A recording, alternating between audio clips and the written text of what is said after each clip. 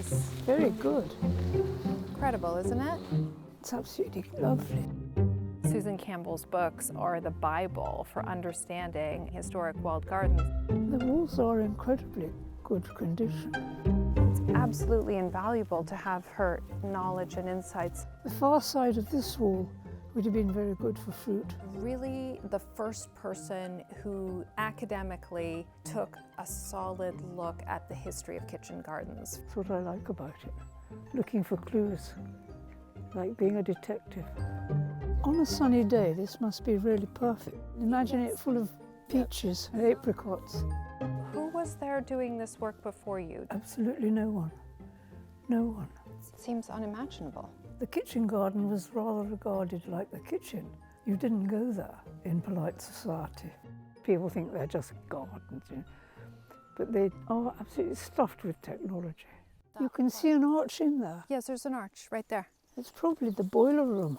She took 14 years to research her big book on the history of kitchen gardens. So the skill and the real thought and precision of that garden was extraordinary. It's a very skilled job. In the hierarchy of servants in the house, the butler, the cook, and the head gardener were of equal status. It was part of the tour of an estate. Well, there was something to see, wasn't there? Yes. It was worth it. There's a lovely engraving of a lady and gentleman visiting the greenhouses in winter, and inside the greenhouses is all colour and warmth, these beautiful plants that they were growing.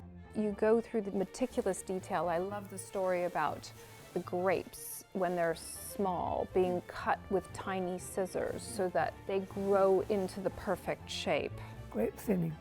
I love that. With the economic situation after the Second World War, people just couldn't carry on with these huge gardens like the one you've got. So they just ignored them. Literally, they were forgotten about, never mentioned, never seen. If you just plow ahead and do something without really understanding what was there before, then you're going to make a mistake. Can you see that? The path is just clear as day. You can see by the change of the grass. There's something underneath. I remember being up there and thinking, oh, the whole thing is a little bit on a tilt. We'll have to level that out with a bulldozer. Well, of course, the site was literally picked for that exact slope. The drainage would be perfect. It makes me calmer about the project to know that Susan is helping. She's going to save us a lot of mistakes. Have you been finding any fruit labels? No, we haven't. He's found something. Oh, there's a label there? Look at that. I hadn't noticed that. Amazing. She was able to instantly explain so much of the mystery of the garden. I think this was an orchard, wasn't it? I'm sure it was an orchard. Yes. Because if you were growing crops, it's not facing the right way for the sun.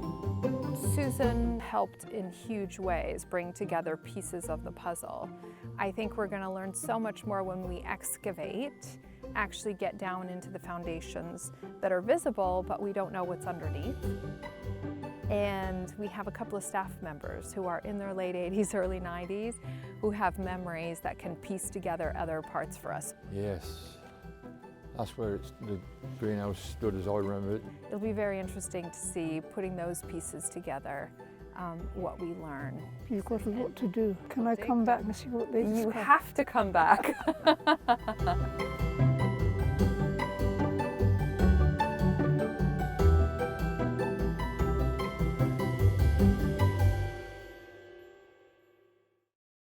Become a subscriber to our YouTube channel at Spencer1508. That way you'll be sure not to miss any of our latest videos.